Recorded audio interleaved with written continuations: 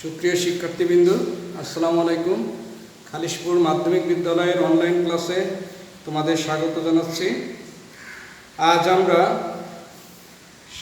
নবম শ্রেণীর সাধারণ গণিতের অনুশীলনী 4.1-এর সূচকের 21 নম্বর সৃজনশীল অঙ্কের সমস্যা সমাধান করব। তোমরা খেয়াল করো, 21 নম্বর অঙ্ক, বইয়ের 21 নম্বর অঙ্ক।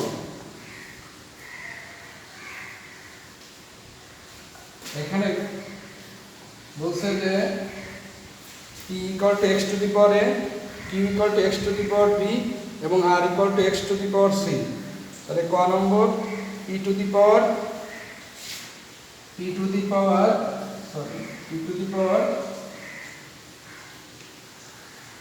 bc into q two the power -ca এর মান নির্ণয় করতে হবে।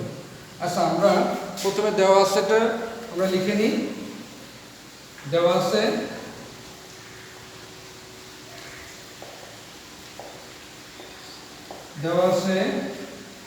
p = x to the power a, q =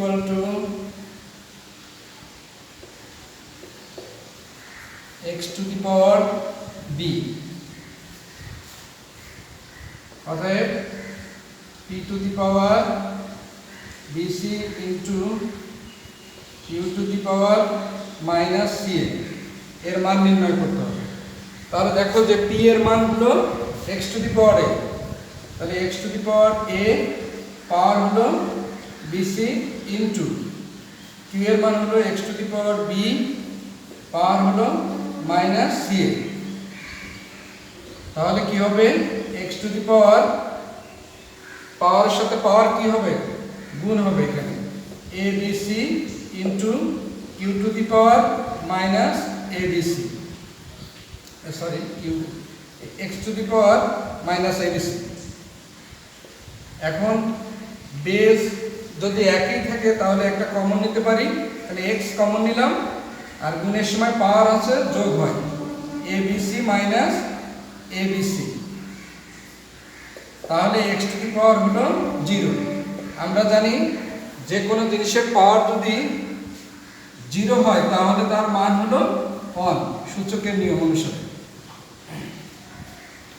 আশা করি তোমরা অঙ্কটি বুঝতে পেরেছো। এখন খ নম্বর অঙ্ক দিকে খেয়াল করো।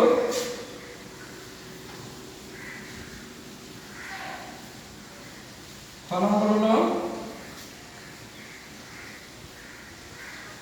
আমরা এখানে আবারও লিখব, দেওয়া আছে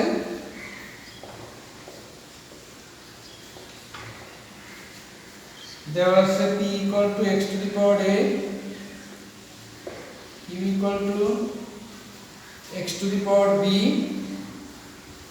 এবং r = x to the power c। তাহলে প্রদত্ত রাশি কি হবে? প্রদত্ত রাশি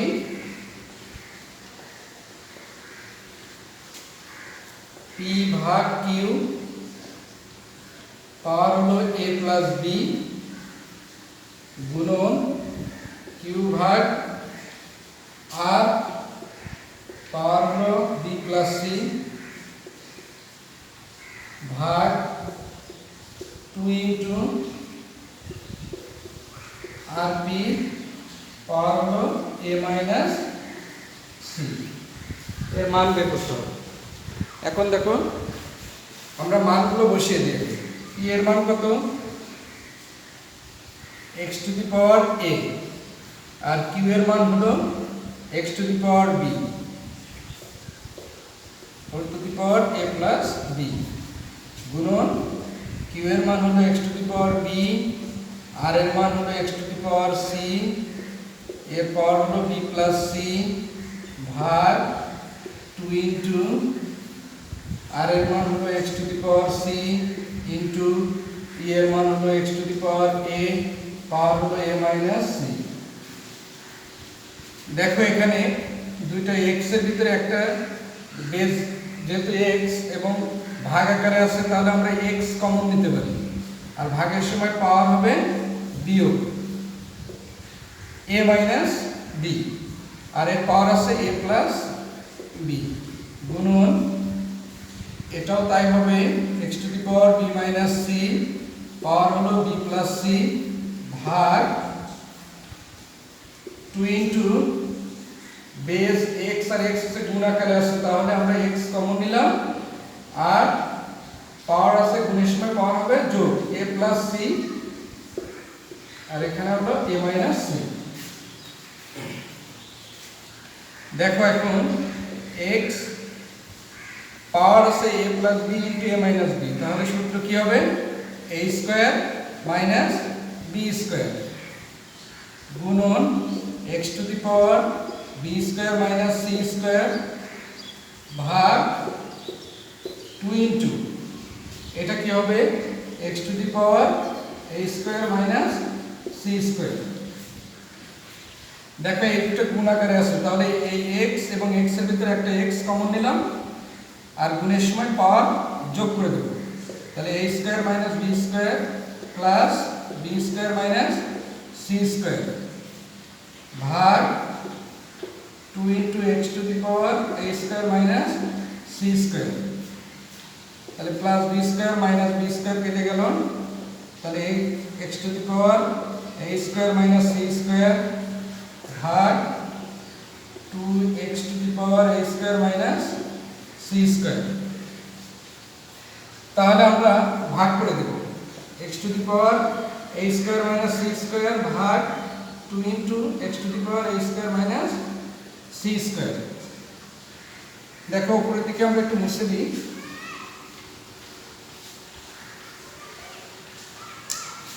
এখন দেখো যে উপরে কি লবে আছে 1 আছে, নিচে হরে 2 আছে, তাহলে আমরা লিখতে পারি হাফ, আর এক্স এক্স এর ভিতরে একটা এক্স কমন নিলাম, ভাগের সময় পাওয়ার কি হবে বিয়োগ হবে, তাহলে এ square minus C square minus a square মাইনাসে মাইনাসে প্লাস সি স্কোয়ার, তাহলে half x to the power plus c square minus C square কেটে গেল, minus a square plus a স্কোয়ারও কেটে গেল, তাহলে half x to the power 0 সমান আমরা জানি 1, তাহলে উত্তর হবে কত হাফ। আশা করি খ নম্বর অঙ্ক বুঝতে পেরেছো। এখন গ নম্বর অঙ্কের দিকে আমরা একটু খেয়াল করি।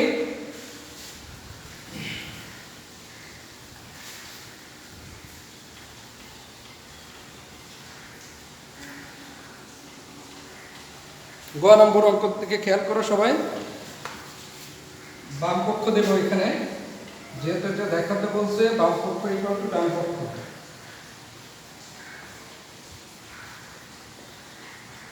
পি ভাগ কিউ, পাওয়ার আছে a square plus a b plus B square গুণন কিউ ভাগ আর, পাওয়ার হলো b square plus b c plus c square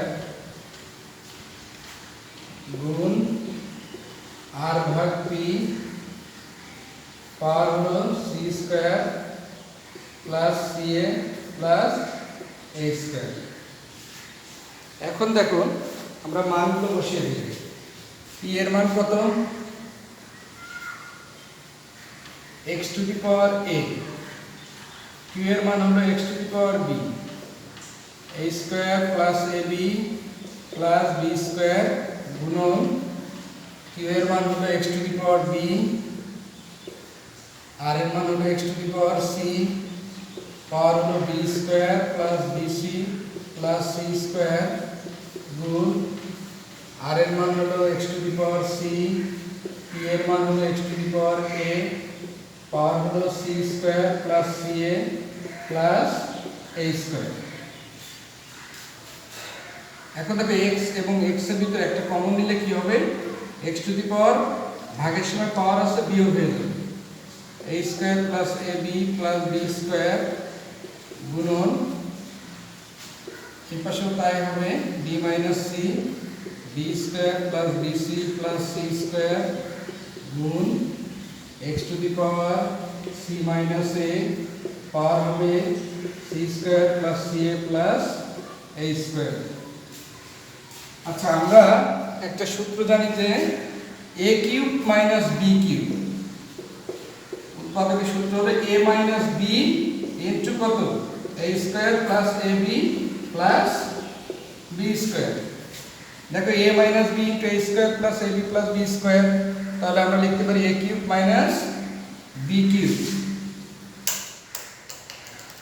তাহলে x to the power a cube minus b cube গুণন x to the power b cube minus c cube গুণন x to the power c cube minus a cube. আমরা x বেজের যে base x এর যে কয়টাই থাকুক আমরা তার ভিতরে একটা কমন নিতে পারি যদি একই রকম থাকে। তাহলে গুণের সময় পাওয়ার যোগ হবে plus b cube minus c cube plus c cube minus a cube. তাহলে দেখো এখানে সবগুলো কাটাকাটি করা যায়, a cube b cube c cube, তাহলে x to the power 0 equal to হলো 1। এটা হলো ডান পক্ষ।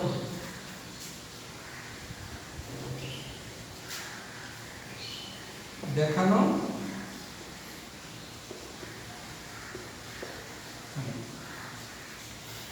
আশা করি তোমরা এই সৃজনশীল অঙ্কটি বুঝতে পেরেছো। আগামী ক্লাসে আবারও তোমাদের সাথে দেখা হবে এই প্রত্যাশা জানিয়ে আজকের মতো ক্লাস শেষ করলাম। আল্লাহ হাফেজ।